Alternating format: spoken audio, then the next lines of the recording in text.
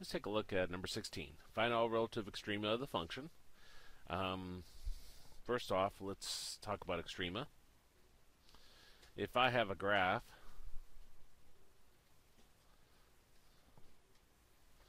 looks like this. And we're talking about relative extrema. Now, extrema means mins and maxes, and it's relative to what's immediately around it. Now, if I come down here, this is coming up here. This is reaching a high point right here. That's going to be a relative max. What it means is it changes from increasing and decreasing if I look at my graph. So this is high relative to what's immediately around it. Now, it doesn't mean it's the highest point. This graph keeps going up forever, so it's definitely got higher points. This just says the relative max is just relative to what's around it. And the general term for this is extrema. So if they're asking for extrema, they're talking about relative min, relative max. This right here would be a relative min. It's a low point relative to what's around it. So it's decreasing, decreasing, hits this point, and then starts increasing. So it changes. Doesn't mean it's the lowest point, because definitely we have some low points over here. So to do this particular one, there is no way to do it by hand, short of taking calculus and learning that technique. So we just look at the graph. So press y equals, press clear.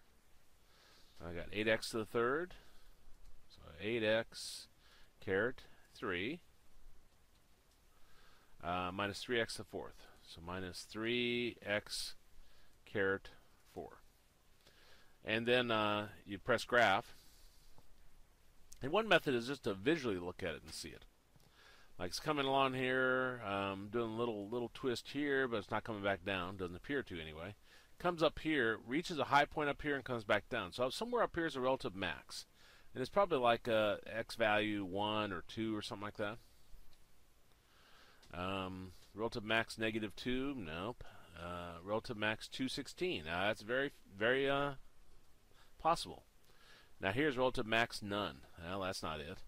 And this function has no relative extrema. That's not it. So it has to be B as in Bill. So let's go check that. 16b.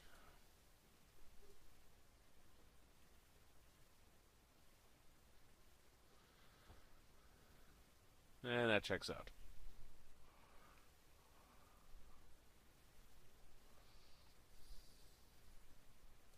That's probably the easiest way for you to do it on your graphing calculator is visually look at it and see it.